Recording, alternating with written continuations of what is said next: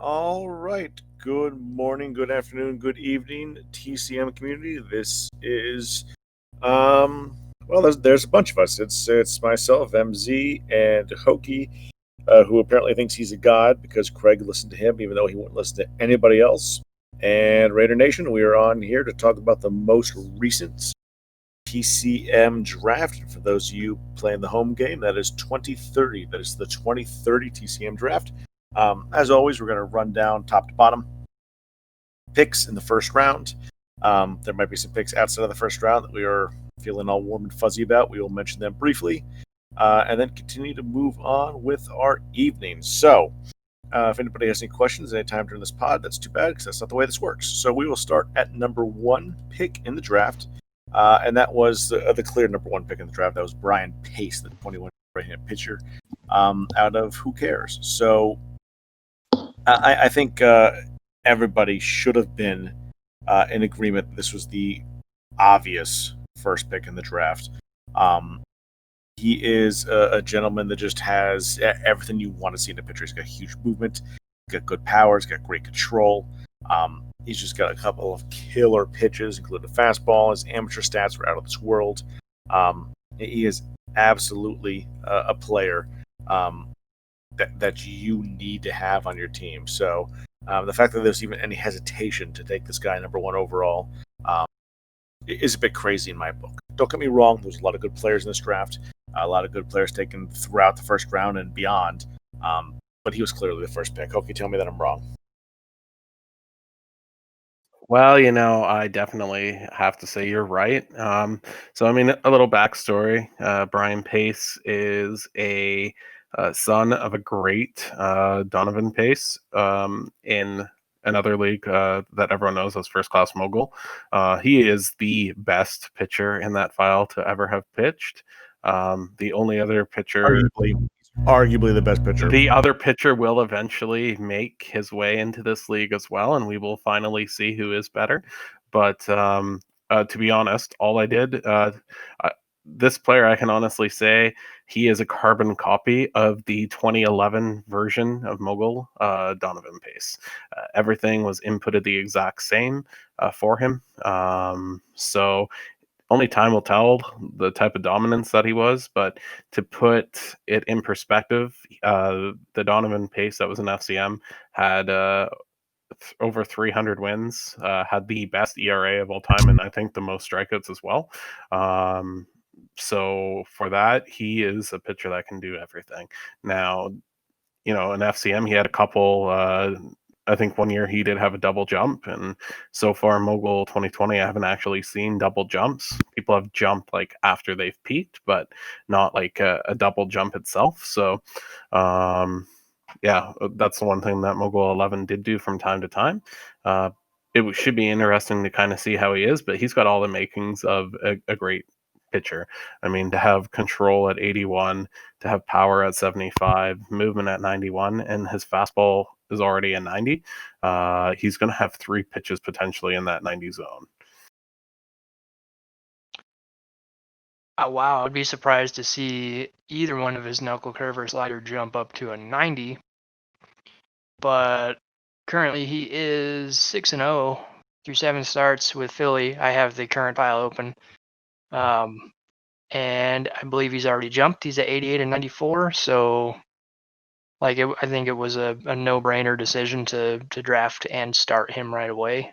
Whether you're a team like Philly who isn't really in contention versus a team trading up to get him or whatever. I didn't know that he was the son of this Donovan Pace guy. So when I was evaluating, I was like, maybe, 6th, 7th overall, looking at some of the other bloodline players. I wasn't surprised to see him go number one overall because I identified him immediately as an ace. And no shit, he's an ace. He's an absolute beast so far. Yep. What I really like about him is he's a pretty good hitter too. I kind of wish we had like a no DH league. See what he could do from both sides of offense and defense. Yeah, it's one of those things that I gets so angry in some mogul leagues that some of these pitchers have this like 100 hitting. That's not like he's going to be some all-star bat or anything like that, but like 100 hitting for a pitcher is pretty good. And usually in mogul play by self, like they're pretty solid hitters. To see all these guys that have 100 hitting and not being able to see them hit gets kind of annoying sometimes for me. But again, I think that it's just a personal annoyance more than anything else. But yeah, Donovan Pace is going to be very good. And if he's not, that's just because somebody fucked it up. And I'm not saying that Hokey fucked it up. I'm saying whoever has him fucked it up. So that being Just said, gonna So point far, out- Mike is doing just fine. Just going to point out, like you guys were talking about his hitting, in his career of 1,300 at bats, he did only hit 156, but he had 20 home runs and 103 RBIs. I'd like you to find a pitcher that has 20 home runs in their career. there's a couple pitchers in real baseball that have hit a fair amount of home runs. 20, I don't think. I'd have to Google it, and I'm not going to. So we'll move on to Cy Young, who is clearly one of the Bloodline players, who went 2 overall. And again, I don't think this was too much of a surprise, him going 2 overall. Though we will get to the surprise guy that should have gone higher a little bit later, I think. But I mean, this is no surprise that Cy Young goes 2 overall, especially with the way his vitals are. Movement's a little bit lower where you want to see it. Is I believe Percy just brought up in chat. The pace movement being so high already. Cy Young is a little bit lower, so it should build with him as he goes on. But the fact that his control and command and power, everything are right there, just above his overall already. He's got a dominant fastball, dominant slider, good circle change, and a solid cutter. I mean, you're looking at a 4-pitch guy who's just going to just mow down opposing hitters. Just absolutely mow them down. I mean, while a lot is said about pace, especially for those who know pace and know his pedigree, I mean, Cy Young just looks amazing, as he probably should. So a great pick, 2 overall. Hate to see him go into the AL. Much rather have seen him in the NL as well, just to save me a little bit of pain down the road. But Cy Young looks like a great pick, 2 overall. Yeah, I mean, I kind of feel that Young was a pretty good selection here. Obviously, everything is right around his build. He's got a really nice fastball. Fastball and slider are both well above his overall, so he could potentially have fastball, slider, and circle change all above. I would say that I feel like this is almost a don't miss pick. Maybe he doesn't have necessarily the upside fully as some of the other players. Like, it will be interesting to see if he is a full ace, but he does have 99 endurance, and I will say that might have something to watch for when his build is fully complete. Because obviously I do try to create the Bloodline players to be similar to the actual player that they're representing. Sometimes those players end up sucking or become much better, but that's just kind of how Mogul does it. But he is supposed to be someone that can throw a lot of innings. That's great for a guy who's got a 40%. It's average, but that number could come up on the ground ball rate. And a guy who throws that kind of heat. Good to see a changeup. Like, some of these pitchers I noticed coming in don't have a changeup. Like, they're going to rely on their breaking pitches as their off speed. I don't know quite yet how that affects hitters in Level 20. So far, it looks like his minor league numbers are good. I know it's all kind of just BS, but he's got a 5-to-1 strikeout to walk ratio and striking out more than one guy per inning, so like a 10.5 K to 9 innings pitched. Looks like he could be on par with pace. It'll be an interesting thing to watch, some of these pitchers that come out of this draft, previous drafts, and how they're going to stack up against pace, and the next FCM or all-timer apparently to come. So hopefully everybody forgot his name, and or maybe I'll just start tanking for him now. So maybe most of the insider information will come across, and I'll know what draft he's going to be in, and I'll just tank for number 1 now to get Mr. Arrington. But we'll see what happens. So, third pick overall, that would be Herman George Ruth, a 22-year-old left-handed, right-handed throw-in right fielder. For some reason, he doesn't pitch as well. That's a little bit weird, but okay. Obviously, just the monster bat that you kind of want to plug and play into your lineup. I mean, a guy that probably could have started right away out of the draft, at the very least, against right-handed hitters. Huge power, good eye, nice contact. DH, probably. First base, maybe. But who cares? This is a guy you want to put in your lineup because he's going to hit bombs and just have a massive OPS. There was a lot of good hitters in the draft, but no surprise, this is the guy that was taken 3 overall. Yeah, I mean, obviously, everyone knows it's a little play on word with his name. Instead of it being George Herman Ruth, it was Herman George Ruth. He's going to be that slugger. I mean, obviously, his fielding isn't the greatest, but who cares with that power?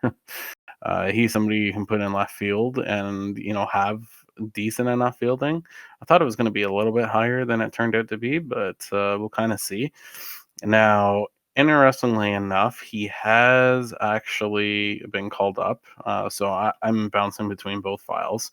So it looks like, he's striking out once a game. And has 2 home runs only so far, but that probably has more to do with the fact that he's a rookie and just kind of waiting to see what happens. But I really do think that Cleveland is going to love having that type of power bat in their lineup. I would say when I look at Cleveland, and I know we're going to talk about it a bunch anyways, but, you never want to draft for need, but there were a couple aces that were still available. One that didn't go for a couple picks, anyways, and that's a team that could really use a pitcher. When you look at Cleveland's team, they don't have much for pitching.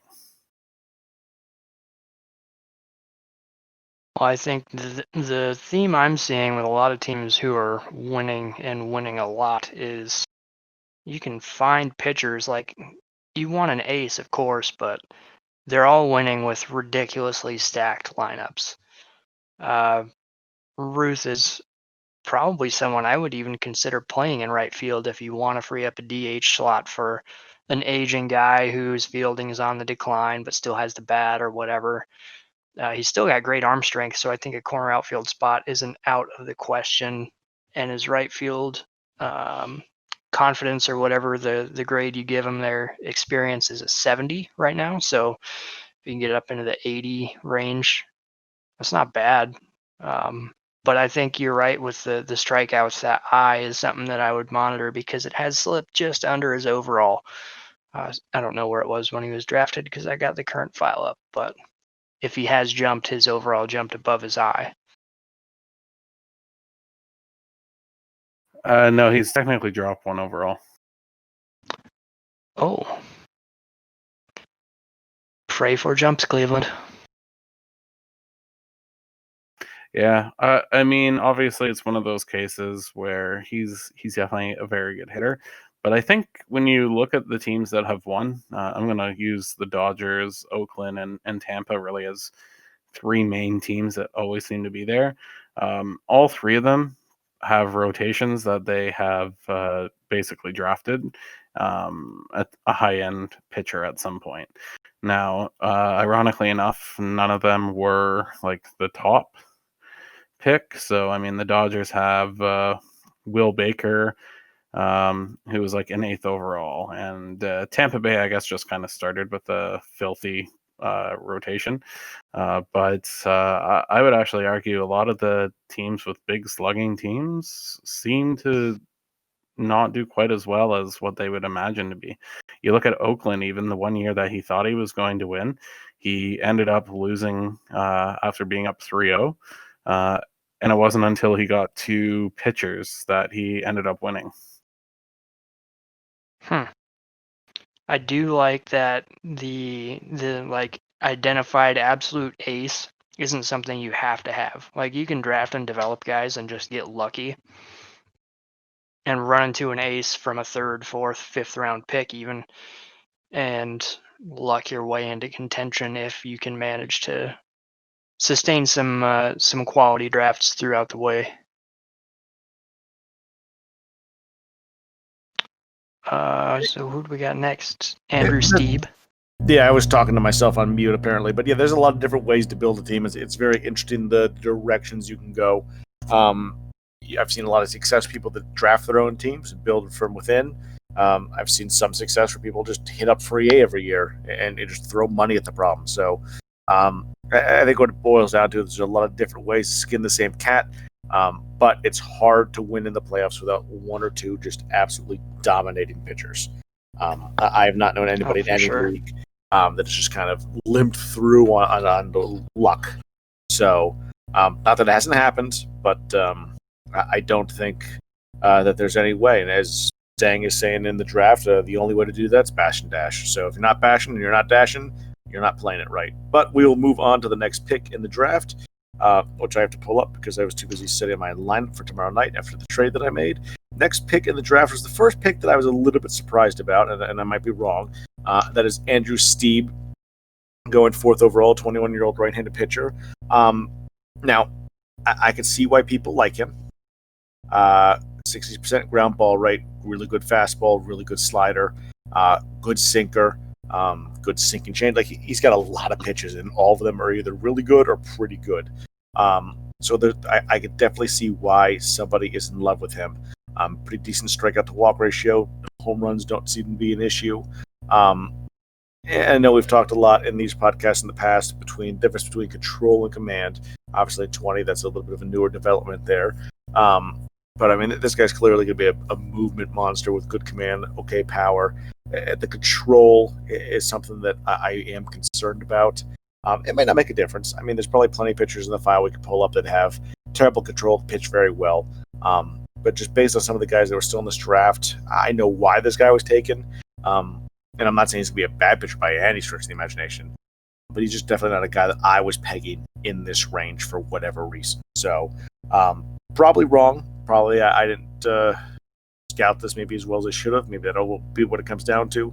But just was not, didn't think that this was the place to pick him. But again, that might just be me. Yeah, I mean, he definitely has a lot of pieces that look pretty good. And I mean, also everybody in this league by now hopefully knows that I'm a Blue Jays fan, and the Blue Jays players are usually made a little bit better than probably what they really were. But yeah, he's a right-handed pitcher with great command and movement. His power is above his overall, and he's, once again, got a couple good pitches, being the fastball, sinker, and slider. No, obviously the other big thing is the 60% ground ball ratio, which is going to be pretty important for him. What I would say, though, is his upside is not necessarily there. Like, yeah, he's 90 peak as of July 12th, so I don't know what he was at draft. He might have been no, he was the same. And he was the same. He was 90 peak draft. Oh, it also looks like he's dropped 2 overall in that time frame. But like when I look at him, I think there are still better pitchers that are available, or ones with a higher upside. And I guess part of it comes down to how quickly of a turnaround do you want in Minnesota. And I would say right now they're a little bit further away than most teams in actually like fully competing. But I think if they got a pitcher that was even taken 2 picks later, they get somebody who long term is probably going to be a better pitcher.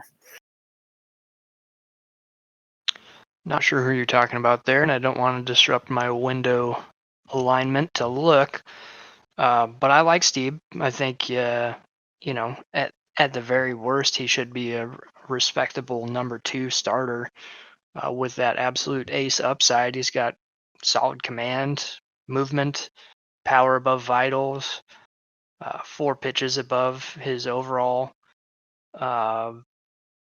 chance to develop, like you said. If Minnesota's a ways away, there's no harm in taking that potential ace and just letting him season up.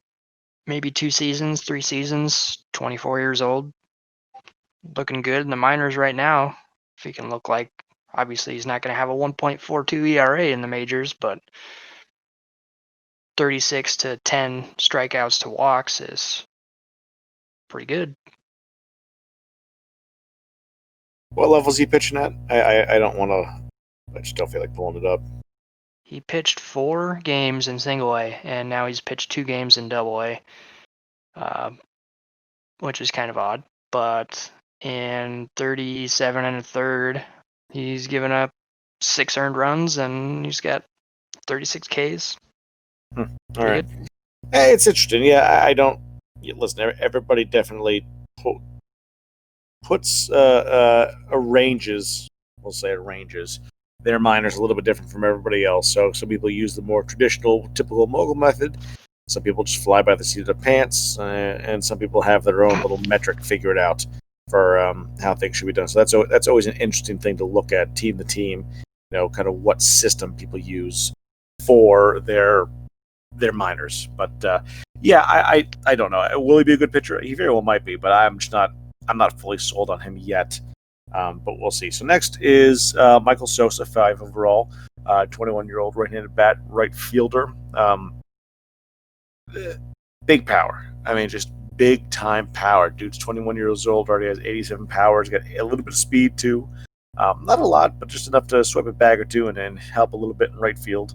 The problem I have with Sosa, contact looks good, gap power looks good. The eye is just atrocious. 56 eye opposed to a 68 overall, currently at 21. I know that he's supposed to mimic the strikeout home run king that Sosa was, but good lord, name player or not, yeah, I want the home runs. Yeah, the ops might be there, but it's a bad eye. Will Mogul take that into effect? And will he be hurt by that? I don't know. Would I make this pick here? Yeah, I very well might. I think there was better bats on the board by far. But I can see why somebody would take him, especially with the way that he looks.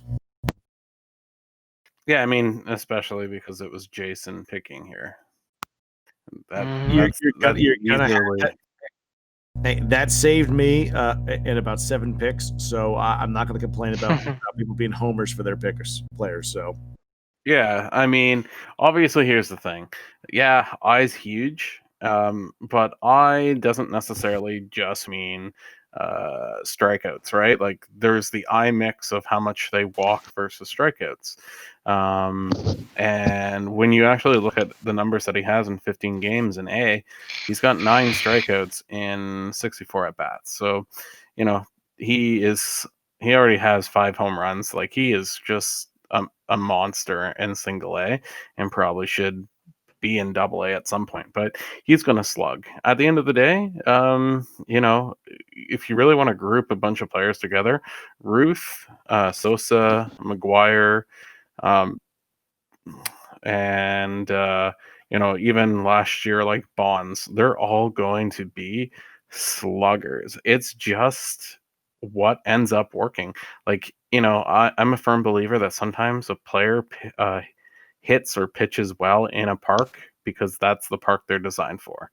And MZ, I know you and I have talked about a certain pitcher in another file that just will never pitch well in a certain park, but Sosa's gonna smash in Chicago.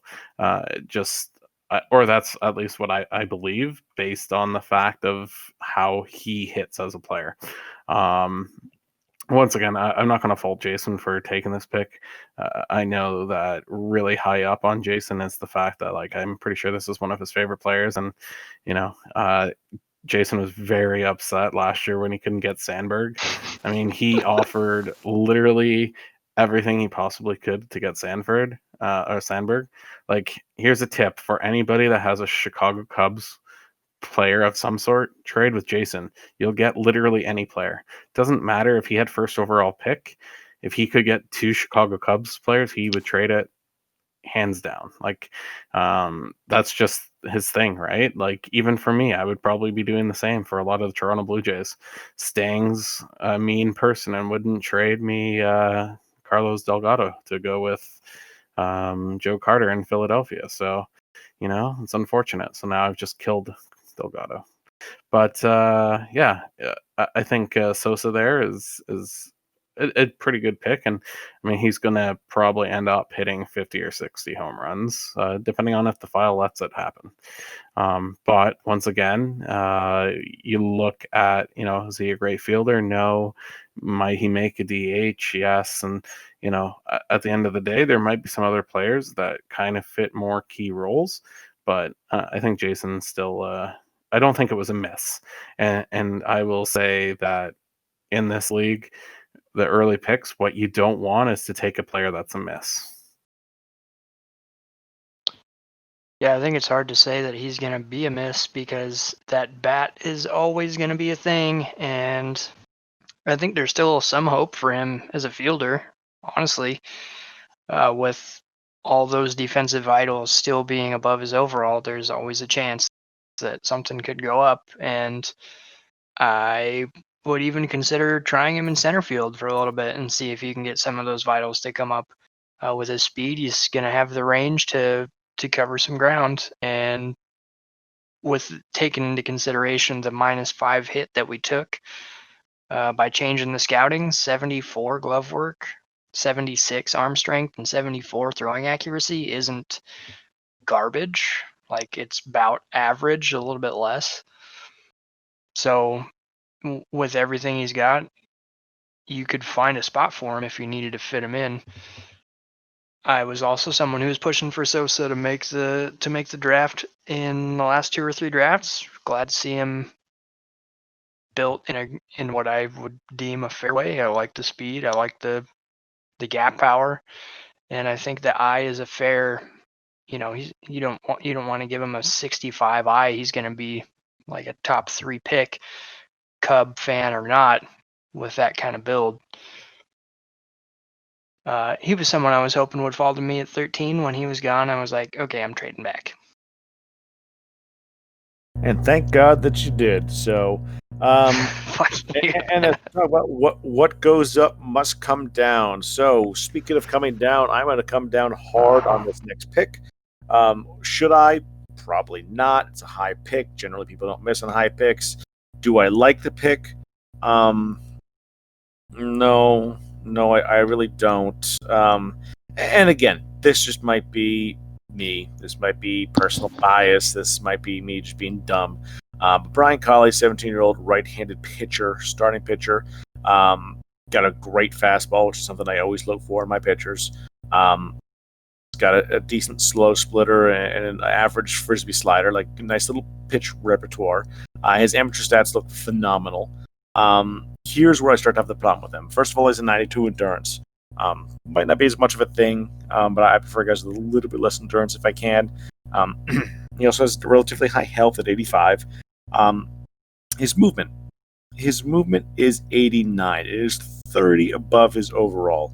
I think most of us have been in leagues where you get stuck with these movement monsters, guys that have movements that get into the mid to upper 90s, and everything else is just nowhere to be seen. And they're a guy that you're like, maybe I'll throw them in the bullpen and hope for the best, and they still have with like a 30 ERA, and you're just like, well, fuck it, and you give up and throw them out. I'm not saying he's going to be that bad. Obviously, he has good power too. His power is well above his overall, kind of where you want to see the power to be. His control is below, and his movement and his command is below as well. So the concern that I have as he ages and as he matures is that if that in control and command still remain low, I don't care how much movement he has, he's either going to walk a shit ton of batters or he's going to give up a fuck ton of home runs. Neither of which are showing right now in his stats. Again, neither of which are showing in his amateur stats. But this is a pitcher that, he might end up being a dominant ace. But as I look at him, there's just too many things that scare me just enough that he's not a guy that I would have felt comfortable picking. Yeah, I mean, I don't know if you realize who he is, but like pace. He is a legend out of First Class Mogul. And so I kind of used his same statistics of when he was drafted way back when.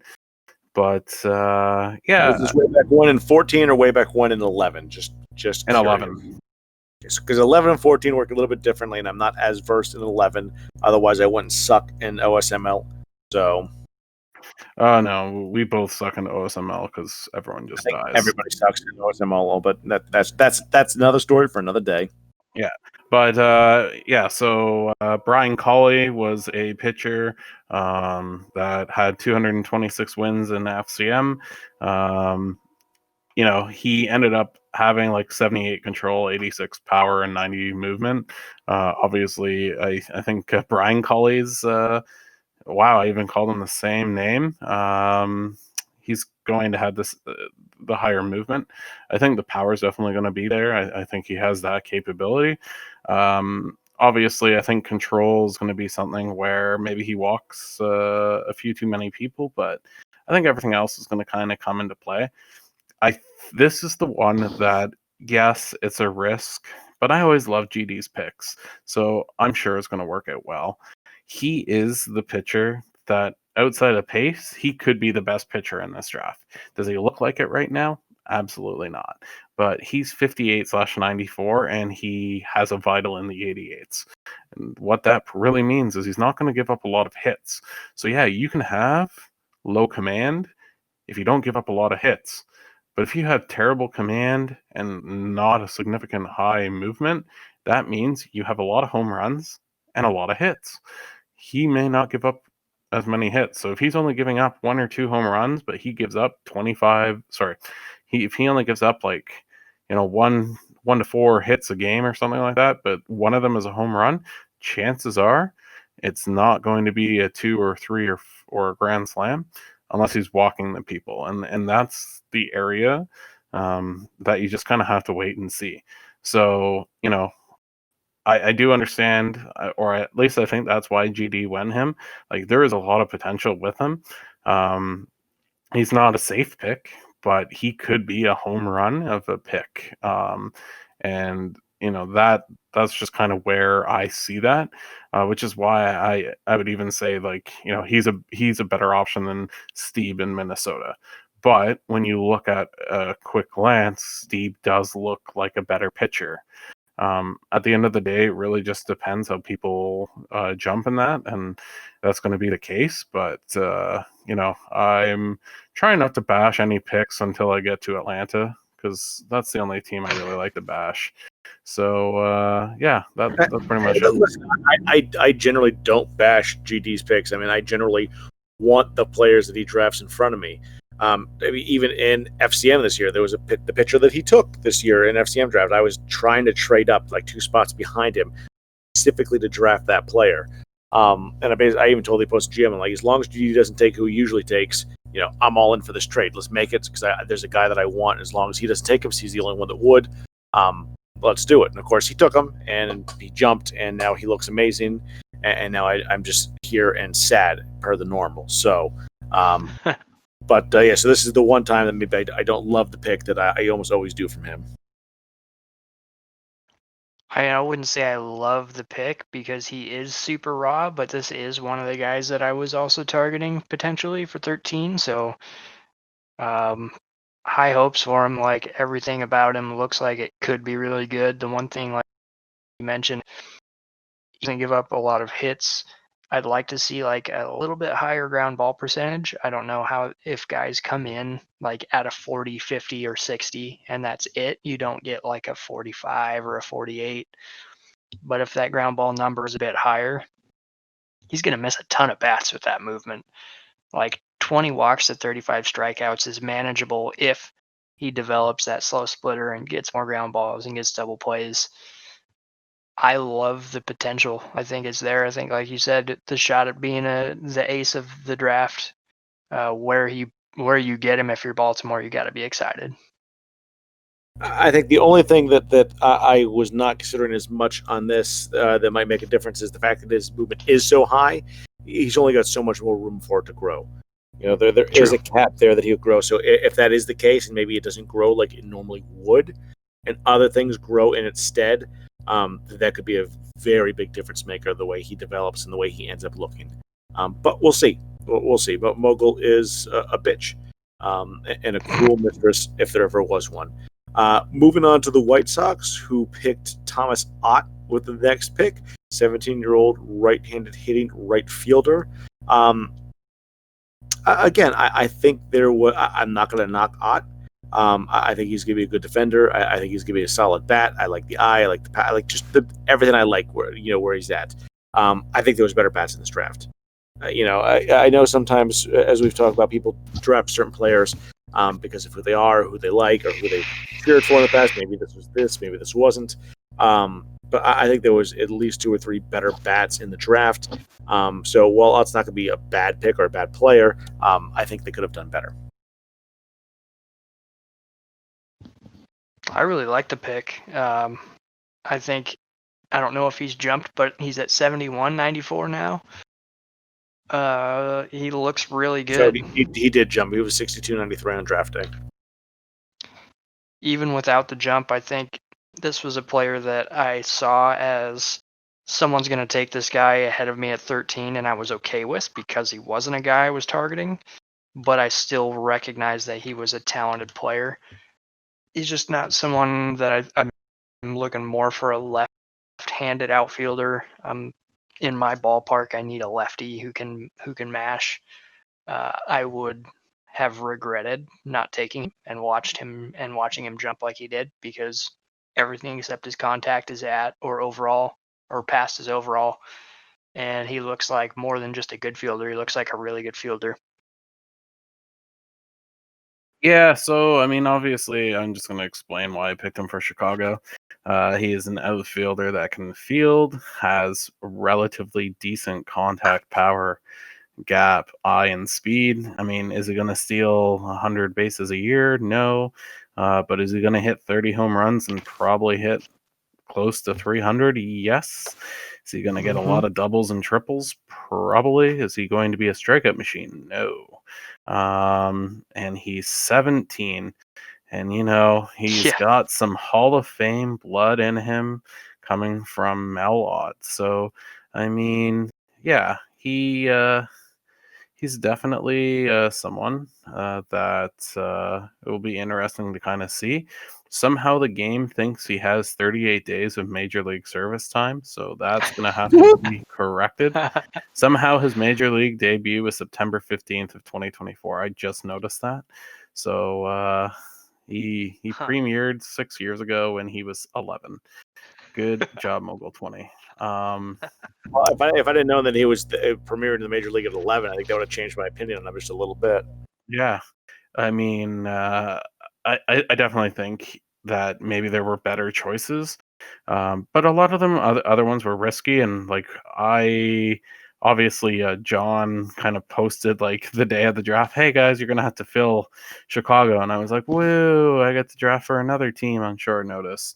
So I just tried to pick players that were like decent enough. And I mean, I'll be honest, there's a player that I drafted for Chicago in the next round that probably ends up being a better player, but I'll take the chance on a outfielder that can hit well and field. Again, I understand the direction. I just think there was better players on the board. Next player off the board is Eddie Ford, 21-year-old left-handed starting pitcher. Here is a guy that, again, have a high ground ball rate, which a lot of people like to look for. His number one pitch is sinking change. He also has got a good frisbee slider, a good slow curve, solid sinker, and okay four-seamer. He is another guy that has a really high movement. But unlike our last pitcher, who I wasn't as big a fan of, he has a decent command. His command is above his overall. His control is just below, and his power is just below. So clearly he is not going to have much power, but he should have a lot of movement, decent command, and decent control, or good command and decent control. The only thing about him is his strikeout to walk ratio is not ideal. That's a little less than 2-1 most years, if not less than 2-1 most years, which is not something I personally like to see. He had one year where his home runs were a little up, But again, even a little up is 15 over 110. So when you do all the math on that, it's not terrible. So I really don't think home runs can be his problem. Most years he's looking to throw about 1 every 10, if not less. So that's pretty good. And the rest of his amateur stats look pretty good. So, I mean, as far as the pitchers go, I like this better than maybe Collie was. Not saying that Collie's not going to be the better pitcher. Clearly, he's built to last, like Duralast. So, but I do like the look of Eddie Ford. Definitely a guy I can see why people went out and got, and that Texas was probably very happy to see him fall to them here with the 8th overall pick. Yeah, I mean, obviously, once again, I'm just going to reiterate, there's not a lot of like players that are, easy misses early on. I mean, what I would say with Ford, if you don't like Collie, or if you weren't a fan of pace or any of the other pitchers with the high movement, guess what? You're not going to like Eddie Ford. He's got the 83 movement. His control and power are both below his overall. Command is barely just above. So in theory, if he does hit 92 overall, he's probably looking at like 88 control, 90, 91 movement, 80, 88 power, and like that high movement, which obviously are great numbers. But those other guys are the same type of caliber players. I think he's going to be a very good pitcher. I think this is one of those cases where I'm going to throw the park card and be like, and this is coming from a guy that likes left-handed pitchers. He is a left-handed pitcher going to Texas. He may be a great player, but will he be a great player in Texas? Because let me tell you, left-handed pitchers in Texas give up, on average, 121 home runs, right? That's the percentage. Right-handed batters, 95. So if he's going to give up a lot of home runs, that's going to be a problem in Texas. Now, that being said, maybe he doesn't. And maybe somehow his schedule works out where he doesn't play half his games in Texas. But once again, not knocking the pick, just that's what I would look at long term. Now, what you can also do is groom him and then flip him later and get a lot more assets than maybe what you even have at 8th pick. Because maybe a team that has a top 5 picks one year is looking at trading for something else. You never know. So I definitely think he's going to be very good. I just don't know how he's going to handle pitching when he actually hits the majors. But everything else looks fantastic. I thought that Texas was a left-handed hitter's park. Yeah, it is. So they give up 120. So a left-handed pitcher should force more right-handed bats into the lineup. Because most people are going to stack their right-handed batters versus left-handed pitching, and that's one reason why I suggested. I read it backwards. Yeah, that's why I suggested this pick to Byron, because he has a good ground ball rate, and because he does have 3 pretty substantial pitches. Like, I wouldn't call it slow curve substantial, but it's still above his overall. And he's probably going to get a fair amount of strikeouts. Like, guy gets on base because he walked him, no big deal. Strike guy, get a double play, and then if you give up a home run, it's no big deal. But I think his command is going to be, like you said, if it gets up pushing 90 and the movement is over 90, if he gives up a hit, it's probably a ground ball. If it's not a ground ball, it's likely not a home run. I think that's a pretty safe pick if he can develop into an 85, 88 overall. That's a solid ace in a place like Texas. Well, time will tell on a lot of these things. So, indeed, it is what it is. Next pick is Kelly Morgan, 20-year-old switch hitting to second baseman. Obviously, the son of, I'm going to assume, Joe Morgan. Again, this is a pick you definitely want to make, and if you have, I don't want to say if you have the need for second base, because it's one of those things that, like, when I was looking at the draft this year, there was a lot of nice second basemen, and a lot of nice second basemen that I felt like were going to fall into the range where I was potentially picking. And I was sad because I had just taken a second baseman last year, and I prefer not to stock my system with too many of one position. If it's not like pitcher or something like that, you need obviously more than one. So, and again, it's not that I necessarily draft for need, but there's just certain things that if I feel like I got a good guy, I'm not really running out to get another guy of a similar ilk. That being said, I really do like Kelly Morgan. I think this is a great pick. I think he's just got a tremendous bat. I think his glove is phenomenal.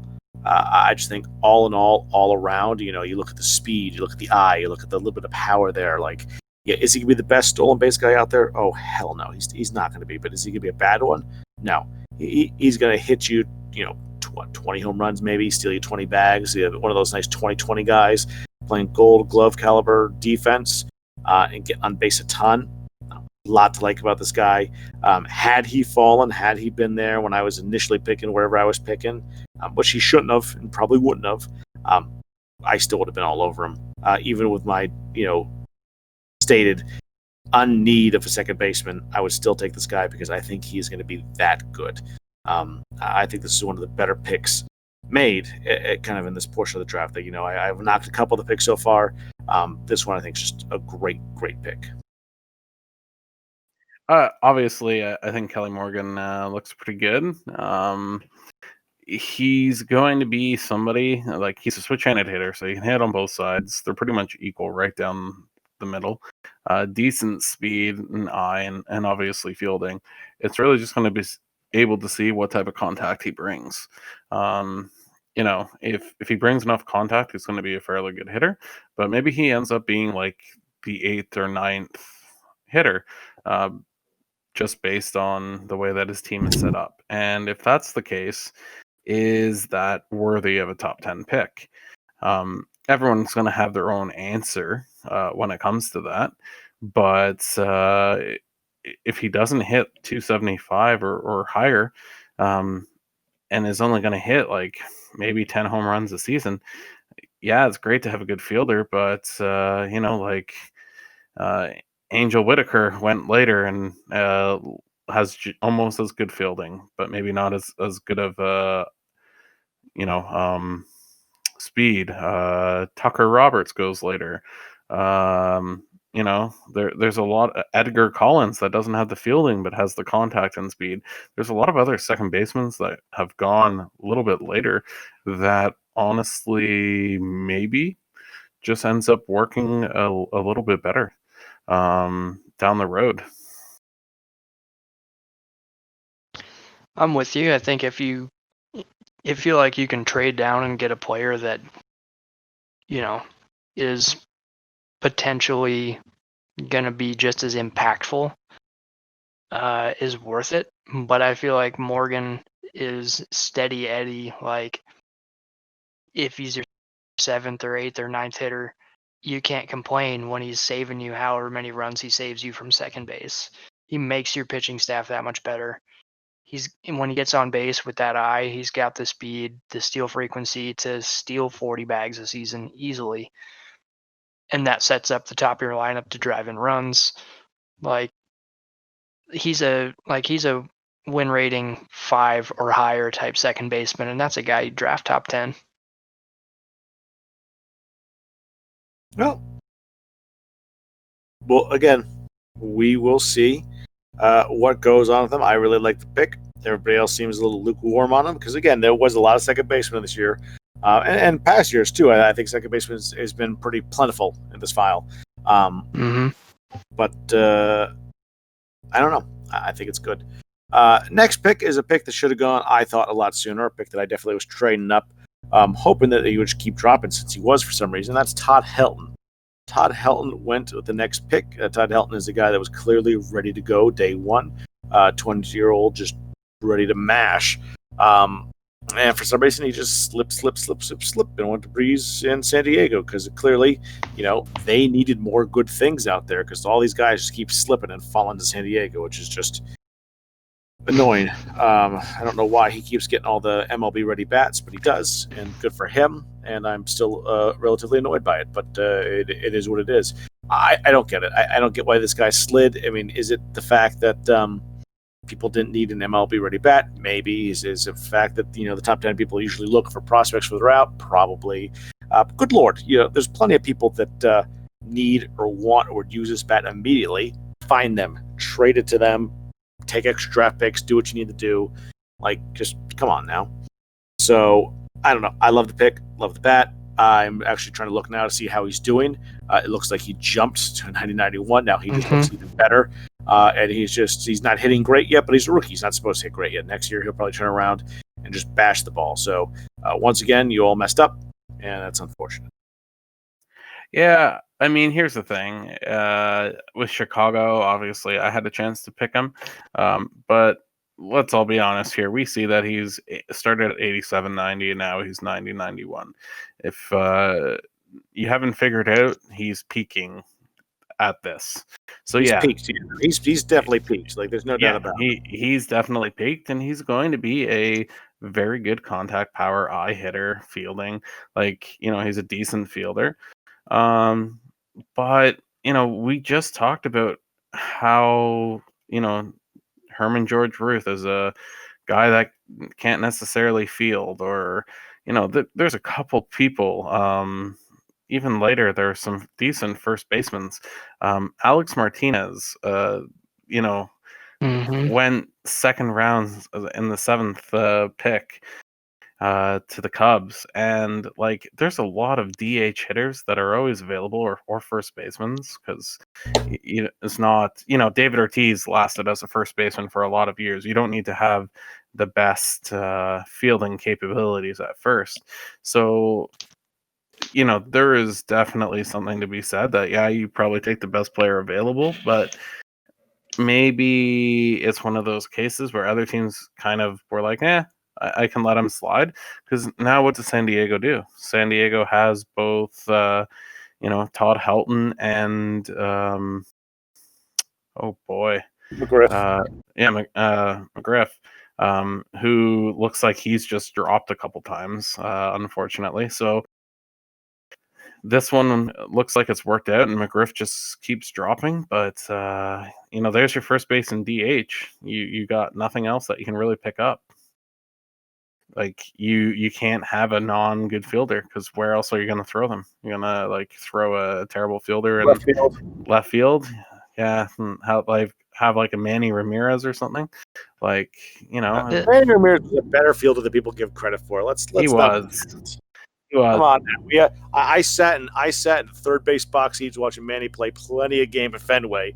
The dude was not as bad a fielder as people think. Now, did he make dumb mistakes sometimes? Sure. But he was a much better glove than people give him credit for. He was. It's just that He was a sometimes clown. he gave no effort and just sat on the ground picking grass. But I mean, once again, at some point, Manny Ramirez is going to make it in this file, and we all know that you're going to go for him. But I'll be all over him. You kidding me? Love that dude. yeah. So all I can say with that is Better start stacking assets then. yeah, is you know what? I want to start stacking rings. Helton's obviously a good pick and probably the best hitter in this file as of right now. But does he really solve the situation for a lot of teams? And the answer is probably not. Just because he's a first baseman, and that's the reason I think he slides. This pick, hey, it's not a bad pick, because he is probably the best first baseman available. But is it? Whoa.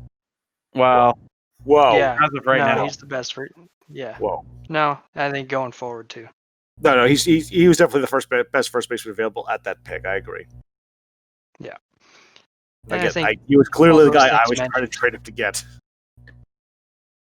Yeah, no, I don't blame you, and you can't be mad about what you got. But I'm not. All those reasons, and I think Mike laid him out pretty well too, like why he didn't take him number one, which in the pre-draft kind of scouting that me and my buddy did, were like, yeah, Helton goes like what, 2, 3 at the latest, is what we're thinking. Maybe this pitcher slides to Byron at 8, and we were talking about options. What happens if this guy slides to this guy? And then he messaged me. He's like, do I take Helton?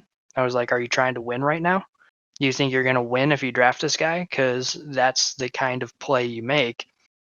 And he went with the pitcher instead. So maybe take him over a couple of those pitchers that went that you're kind of wishy-washy on. Maybe you take him over Ott, but I think Ott is just as good. Like when you factor everything into positional value and everything, Helton's great, but you can find first baseman, you can find DH just about any day of the week for cheap. Helton's going to be cheap for 3 seasons till ARB, and then his ARB is going to be like 20 million. But he doesn't make him any less of a good player. It's tough to take a player like that when there's going to be first baseman next year, probably 3 or 4 of them, that you're like, wow, this guy's going to be pretty good. It's an easy position to fill, in my opinion. I agree that it's definitely an easy position to fill.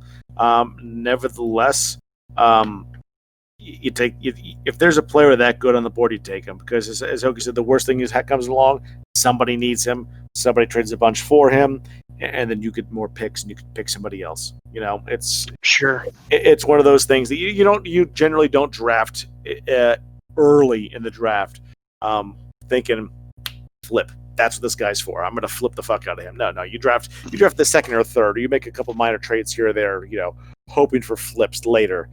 You don't Sure. draft guys in the top 15, top 20 for flip potential. But again, you put him and McGriff together. Even if you're not a competing team, they start to make you a competing team pretty quick. So even if you decide to extend the rebuild, pull Florida, and just wait for guys to develop a little bit, then trade them. That's fine. I mean, it works. Eventually, you find what you need when you need it, and you make your run. And these guys will extend your chance to make a run. I think the biggest problem this season was teams like the Dodgers. They've already traded their whole draft class. Like we're running into that where people are already looking to trade their first, second, and third rounders next year for more win now pieces this year. So they're not going to have picks next year to trade. You know what I mean? And then they don't have any assets to add to their picks next year to make a trade for a guy like Helton because they didn't have any draft picks this year. They don't have any prospects that teams like, etc. It's a trickle down effect. There's definitely a trickle down effect, and that definitely works. I know this trade trade picks for next year is something that's new to some of these leagues where they haven't had it for a long time. But it can work. Can it burn teams? Sure. Are some teams going to try to do their best to take advantage of it? Sure. And for those of you who want win now pieces and are willing to trade your picks for next year, by all means, come shop Boston. We'll gladly take your picks. Just in case Manny hits the board next year, or there's other things that we need, because we will gladly trade for picks now and then burn them when we need to for things that we need at the time. So, shop smart, shop Boston. All right, next the next pick, which was Matt's. Angel Whitaker was the next pick, a 21-year-old switch hitting second baseman. Again, when you're looking at second baseman, you're looking for good gloves. Gloves ahoy with Whitaker. I mean, clearly he is a phenomenal fielder, and he's going to be a good bat, good contact. He's going to have decent power. He's probably going to have a pretty solid eye. Speed is mediocre at best. He's not going to have the best speed, but all in all, he's going to be a good player. Again, I liked the previous second baseman better. Whether that's good or bad or right or wrong, who knows? But I did. And I think that he will be a fine second baseman. But again, I don't know. I still think that there was better players picked the next 2, 3, 4 picks that probably should have gone for Whitaker. For as much as Whitaker might be pretty good, might be great, I think there was better players on the board. So I'm not going to knock the pick. I think he's a solid player, but not the pick I would have made in this spot. Hokey, you picked this guy, right? So I'm going to go ahead and go in front of you here. I don't disagree with you there, Mzy. I think maybe not quite as good as the second baseman for him. Doesn't have the speed, but what he has that makes up for that lack of speed is great lateral movement. He's got an outstanding glove, really good throwing accuracy. He's going to make very little throwing and fielding errors. So, yeah, he doesn't have the speed to cover quite as much ground, but I think he's got all the other vitals that make up for it in a good way. He doesn't quite have the bat It's pretty good, actually. But without the speed, without the eye, he's either going to be, a 280 hitter who gets on base 320, and then he's got a 400 slug, that's 720, 750 OPS is not bad, but I'd rather have the guy that gets on base at a 440 or a 340 or 360 clip and steals 40 bases. That's just me personally. Yeah. So once again, I'm not gonna say anything about this pick because I made it, but here is the way that I will look at it, and I will look at him pre-jump because I think he has jumped. 73.92. Yeah, I think he was 65. And that's why I have the post-draft file up. Yeah. So he was 65.90 at the beginning of the draft, and so this is basically what I saw: 74 contact, power above, so he's probably going to hit anywhere from 15 to 20 home runs. And yeah, his eye's not great, but it's not terrible. And yeah, speed is definitely not going to steal a ton of bases, but he is a vacuum. He is going to get the ball. And at the end of the day, what type of build are you going to take? Do you want someone who is the Joe Morgan who might steal 40, 50 bases? Or do you want someone that's going to crank the 20, maybe 25, 30 home runs that he might get in a career year? And at the end of the day, it's just really preference. Funny enough that I went for that. But when I looked at some of the other infielders that were still available, there wasn't a whole lot that I really saw. I knew, I'll be honest, I did almost take Roland, but I knew that Roland was the next pick no matter what was happening, and Dave would have shot me. He would have flown to Canada, gotten through the COVID blockades, and killed me. Like, straight up, I know that because I know that it's his favorite player. So when I look at everything He wouldn't have else, just taken McGuire? oh, he would have, but that would have been definitely a second choice. I know him and I've known him long enough that when Roland got traded from St. Louis to Toronto in real life, he was not particularly happy. So yeah, I know he likes Roland. But yeah, like the other players that all went later, they were all like good players, like Hal Dewar and Tucker Roberts. But for me, he was the clear cut player that I didn't think there was anyone else that was going to hit 25 to 30 home runs as a second baseman, and that had that type of fielding. So I thought he was more of like just a different type of build. Yeah, he's like a once in a 20-year type of build. You're probably not going to see that. 25 home runs, 30 home runs, and an absolute vacuum. But I think middle infield, I'd rather have that speed, and then corner infield, corner outfield have to pop. Like you said, it's just kind of a preference thing. But I don't hate the pick. He looks great. I mean, the good news for all of you is I will be the first to admit that realistically, I suck at drafting hitters. You give me a pitcher, and I usually do pretty good. But hitters, I have always failed on. So sucks to be whoever takes over the Mets at some point. That being said, I've already kind of mentioned it, but the next pick was St. Louis with Roland. And just to cut it off, I will say he was clearly the best third baseman in this draft. He might have been the only first baseman, really, that has a chance at doing anything. So I will. Oh, well, I guess Atlanta took one, but yeah, I definitely think that Roland is going to be a very key player.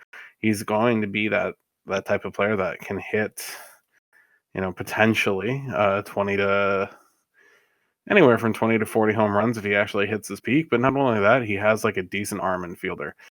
Is he going to be Gold Glove? Probably not, but it also kind of depends how things progress. But I think St. Louis is going to be very happy with this type of pick for him, and not just because he loves Roland.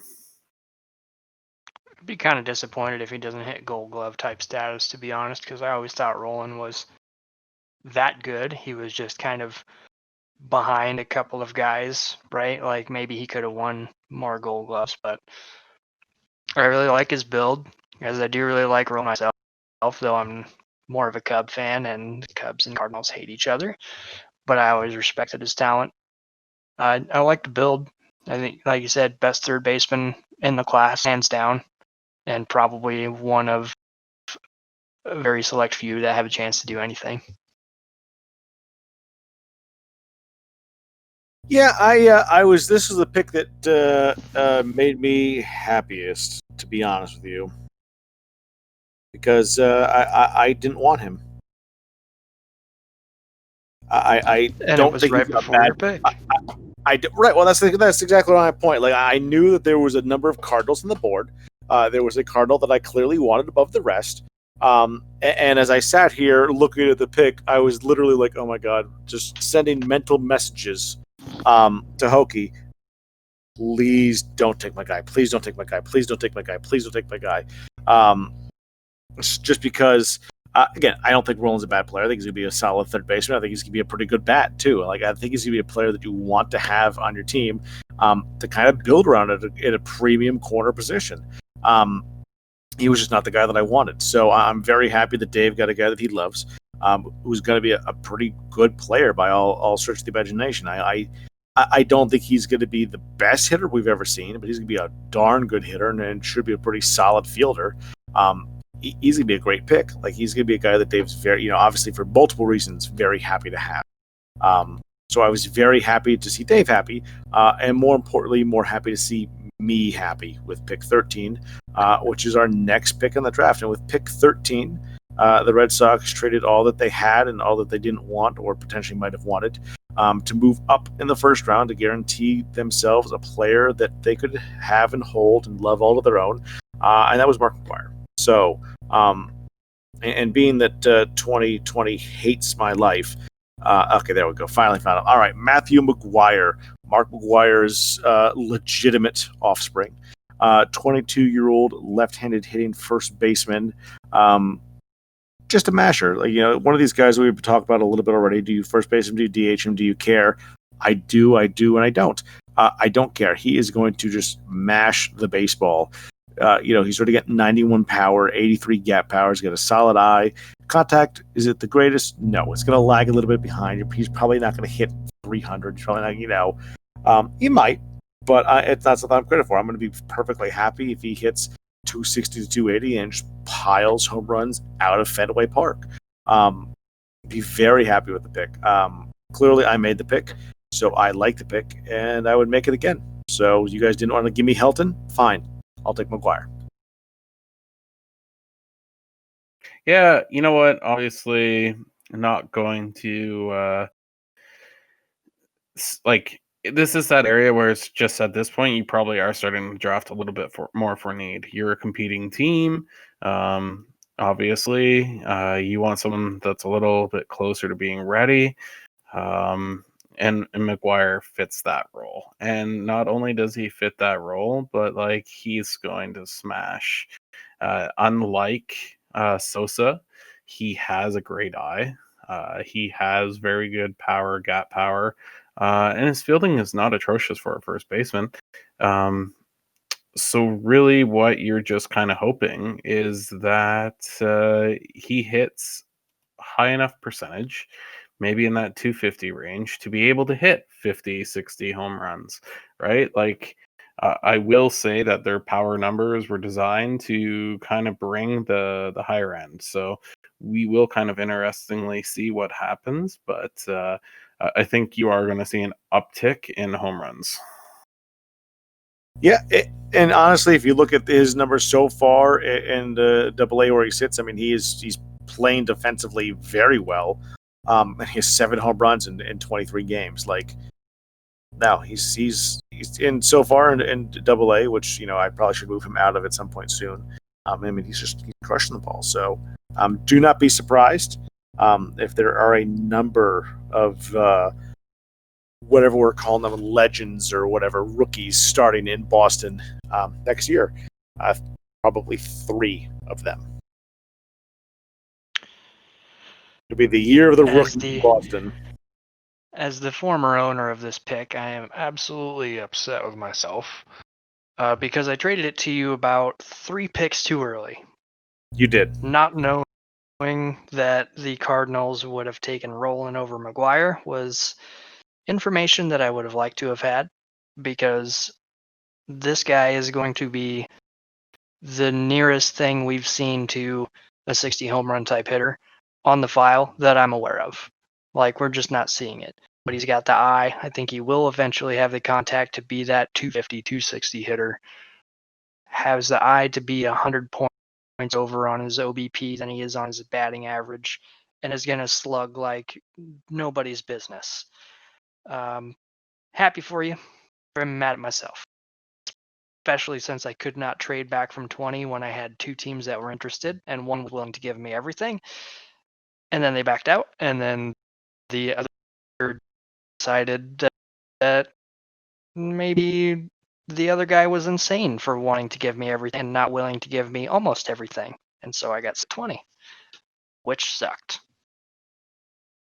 Continue on, please. And we can talk about how much it sucked here in a little bit. But for now, excuse me, we will move on to pick 14, and we'll do that as soon as I can find it.